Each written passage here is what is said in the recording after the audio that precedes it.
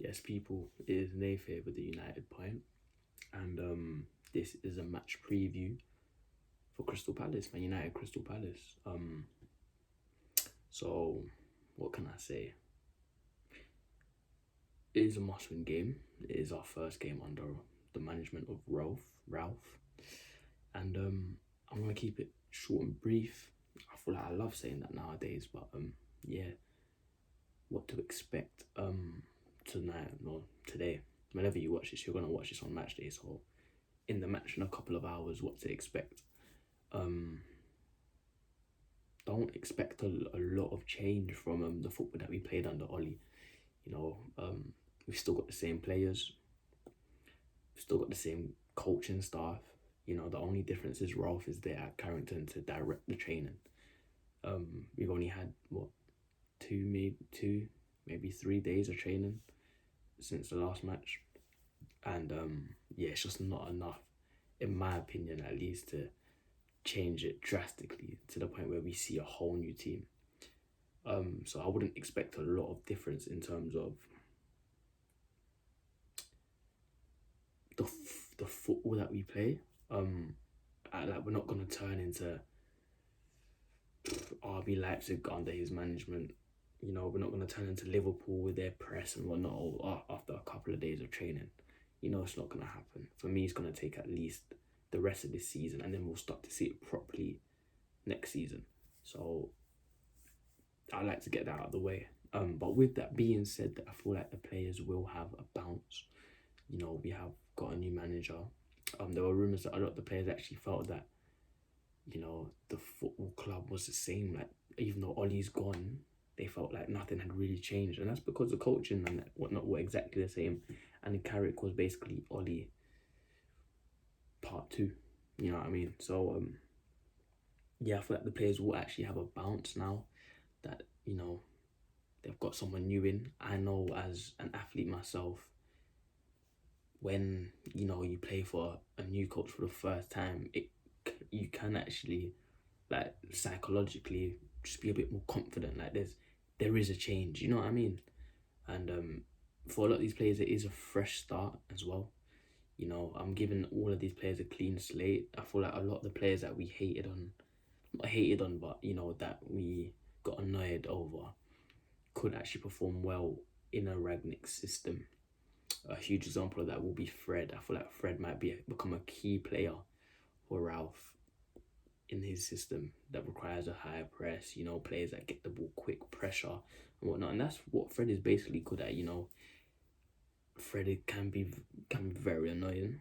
However, he can be very annoying for opposition teams as well, in terms of he does pressure well, and I feel like interception wise, he might be one of our best players in terms of just getting it in, nicking in quickly just before the ball gets to the player's feet. Fred will just come in from behind, get it and whatnot. You know, we've seen it a couple times in the last couple of matches, and yes, that's just one example. Another example that of a player that we might see more often is Delo. Delo started the other match, and I felt like he actually had quite a decent match, quite a good match.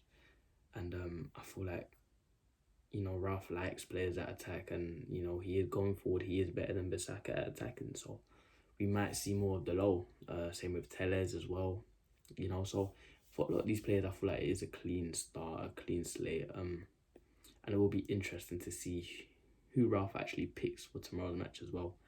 I don't feel like he's gonna make too many drastic changes in terms of the starting 11 that we'll see, simply because, you know, as a manager, you don't want to come in and do too much too soon. You know what I mean? Take it easy, get to know the players. You don't want to piss anyone off. You don't want to lose anyone, you know, before you even start. Do you know what I mean? So just take it easy, go in there. I feel like he'll start most likely a similar 11 to what we've seen under Carrick and Ollie. And then he will try and implement his changes maybe in the second half as substitutions. For example, you might see McFred start, but then 60th, 70th minute, Van der Beek will come on. That's just an example. Or you might see Rashford, Ronaldo, Sancho, and then second half we'll see Mason Greenwood come on and change it to a two striker formation. So instead of three forwards, which we do see Ralph in his formation that is a 4-2-2-2. I can see Greenwood and Ronaldo becoming Ralph's front two. They both offer something different, and I think Ralph actually quite likes Mason Greenwood as well. There's some quotes as well. I'm not too sure I can't remember what they are now, but he was praising Mason Greenwood. So yeah, that might be something to look out for, and that is how I feel like he'll introduce his 11 into Manchester United. I feel like he will take it slowly, and you'll start to see the changes and substitutions. Not just blatant. Right, you're all out. I'm playing these players. Nah, I don't think he'll do that, because you got to keep the dressing room happy. You know, there's a lot of players that some Man United fans feel shouldn't start in this new campaign under Ralph. One is actually our captain, Harry Maguire. A lot of people are calling for Harry Maguire to have his captaincy taken away from him. He should be dropped. He should be this and that. And some of the things I'm hearing, I agree with. I don't think he should be a captain. I don't feel he is a captain. I mean, he's never been a captain. He wasn't even a captain at Leicester. He didn't captain England. So why is he walking into Old Trafford and after a couple of months becoming a captain? After showing no leadership qualities, he's never won anything as well. He's just not a captain. So I don't feel like he should be a captain, especially when you've got Ronaldo at the club. You've got David De Gea, who's been here for X amount of years. There's just a lot of... You've got Bruno Fernandes. There's just a lot of players here that are better suited to lead Man United than Maguire, to put it plain and simple, especially after his performances. I feel like the captain is the on-field manager, you know what I mean? And as a manager, you need to be consistent. And Harry Maguire recently, or this season, has been arguably the most inconsistent player that we have. And he's a defender as well. So the mathematics are clearly stacked against him. He's just not a good captain. As of right now, at least. So, yeah, I don't feel like he should be a captain. As I was saying before I got into that whole topic about him being captain, some people think he should be dropped. I do feel like he should be dropped, you know. I feel like Bailly, whenever we've picked on him and, you know, put him in, apart from that own goal he scored, that was quite unlucky as well. I feel like he's actually been one of our better defenders, and we've seen some of our best team performances defensive wise with Bailly in our defence. So I feel like Bailly should really take his spot, and alongside Lindelof whilst Varane's out. So yeah, it's going to be interesting to see who he picks. With that being said, I'm going to tell you the lineup I feel like he will pick. So David De Gea has to play. I mean, he's been our best player this season with Ronaldo. So David De Gea in goal. In right back is a sticky one. I'm 50-50 between Bissaka and Delo. Obviously, Bissaka was dropped or rested, whatever you want to call it, in the last match with Delo. But Delo had a good game, so, you know, it's 50-50 for me. And in defence, I feel like we'll see Lindelof and Maguire. I'm not going to say anything regarding that, because if you've got nothing nice to say, you shouldn't say it. So, not going to say anything regarding them. Left back as well, I'm not sure if Luke Shaw is back. I feel like I think he is. If he is, I feel like we will see Luke Shaw, and I have no issue with that.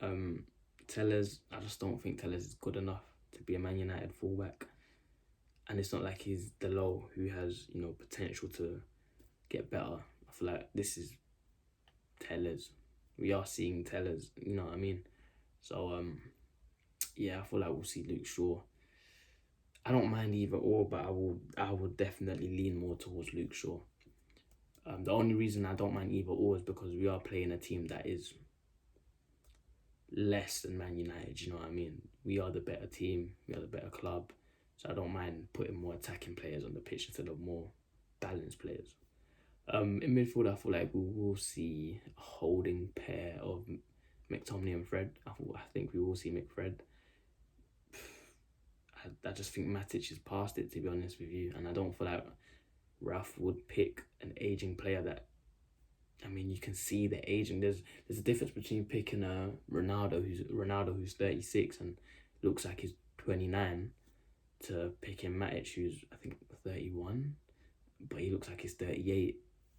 There's a huge difference. So yeah, I doubt we'll see. I don't think we'll see Matic again a lot for Man United. I feel like his days are very numbered. In front of those two, Bruno Fernandes. Oh yeah, formation wise, 4-2-3-1. So yeah, in front of McFred, Bruno Fernandes. I don't.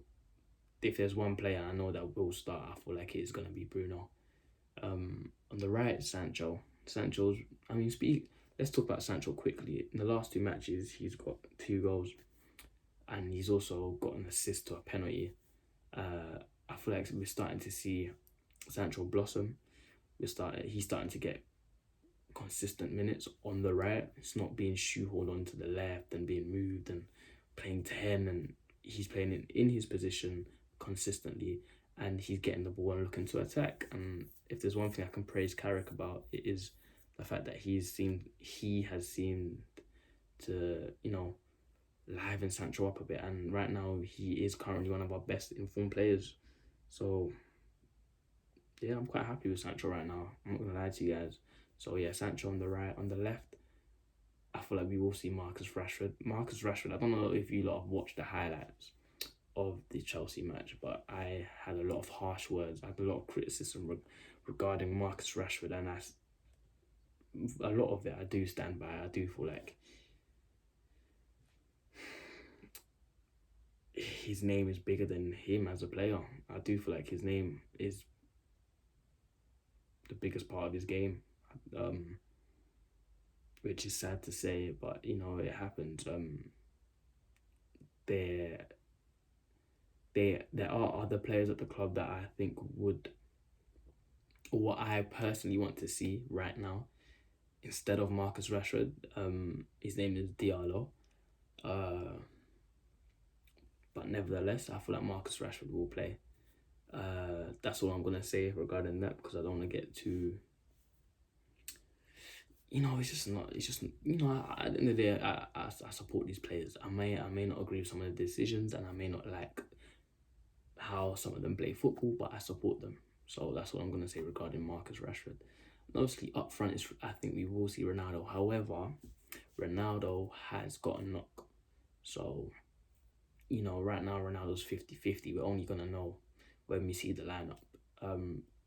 It's a case where if Ronaldo doesn't play, it's not that important, because we are facing Crystal Palace, and at the end of the day, whether we have Ronaldo or not, we should be winning. However, it is Ralph's first game as Man United manager, so I'm pretty sure Ronaldo would probably say, yeah, I want to be here, I want to play, I want to be, this is the start of a new era, and I want to be there, I want to score, and you know what I mean? He wants to start it off, basically. And I don't blame him for that. I would probably say the same thing, but if he doesn't, it's understandable. But it's not like we've got a huge fixture coming up very soon. We've got Young Boys next, and if I was Ronaldo, I'd rather rest in the Young Boys match than rest against Crystal Palace. But yeah, I mean, if Ronaldo doesn't play, we'll get to see Mason Greenwood, and I am thoroughly missing Mason Greenwood. In the match against Chelsea, I did say a lot of us are forgetting that he was actually one of our best players at the start of the season. He won us, I think, 1 or 2 games, or at least had a huge impact in a couple of them. I feel like some of the players may not be the happiest with him, i.e. Ronaldo, simply because Mason Greenwood he is quite selfish. He is looking to get his shot off. However, he is young, and I'm happy to see that from Mason. He hasn't been surrounded with the best coaching staff to teach him otherwise, and at the end of the day, he has come up as a striker. So you want him to look to get his shot off. But that is one area where he should, and I feel like he will improve in terms of team play and like playing football, not just scoring. You know what I mean? So I don't mind seeing Mason. If you don't see Mason up front, we probably might see Martial. We might see. I don't think Cavani is back, so we might see Martial. I would rather see Mason Greenwood. I can't lie. I don't really feel like Martial has that big of a future at our club, which is sad to say because a couple of seasons ago I really did like Martial. However, recently he's been going through rough patches, and we all know Martial isn't really the pressing forward. A lot of United fans have issue with his work rate, and work rate is huge under Ralph. But with that being said, Mason Greenwood actually has one of the lowest pressing percentages in Premier League forwards this season. So, but I feel like Ralph would want to work with Mason because Mason has the potential to be one of the world's best strikers or world's best forwards. But Martial, he did years ago. Now, he's a good forward, but world's best?